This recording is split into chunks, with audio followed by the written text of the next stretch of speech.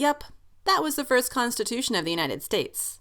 You're probably wondering how we ended up in this predicament. Let's rewind a bit. British and American soldiers had already been engaging in battles in the Revolutionary War since April of 1775. The United States declared its independence on July 4, 1776, but in all that time, one important piece of the puzzle was missing: a plan for government for the new country.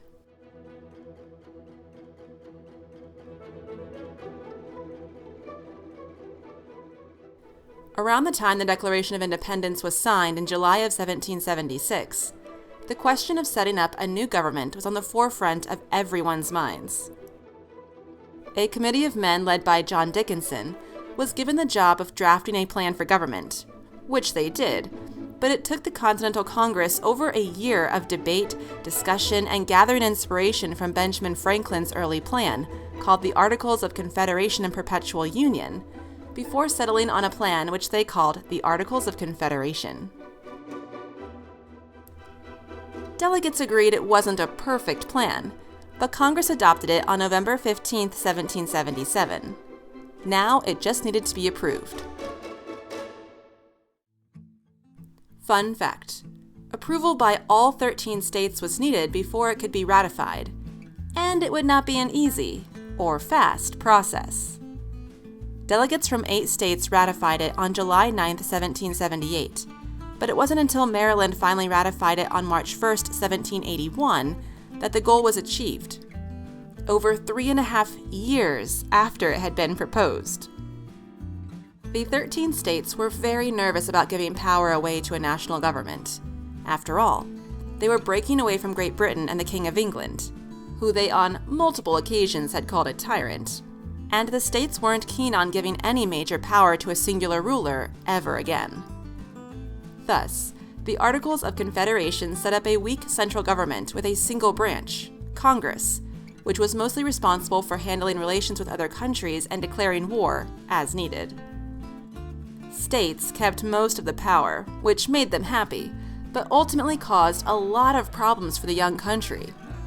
Before we talk about the bad news, let's start with the good news.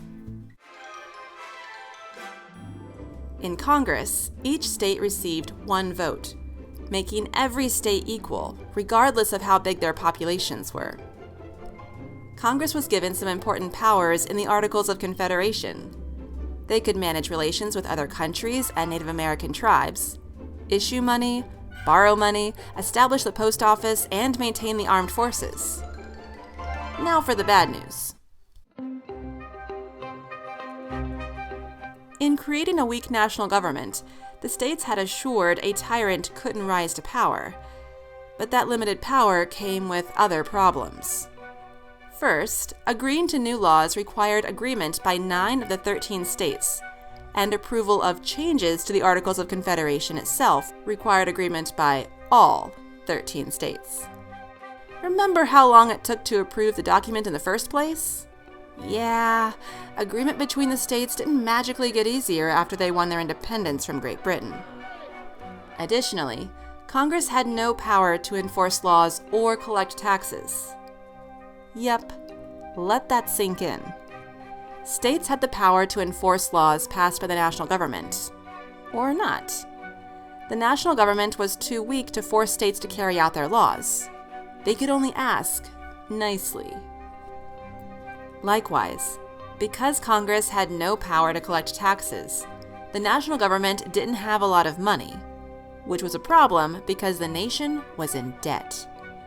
The government could ask states for money, but the states were in debt too. States did have the power to tax their citizens, and they did, sometimes too much.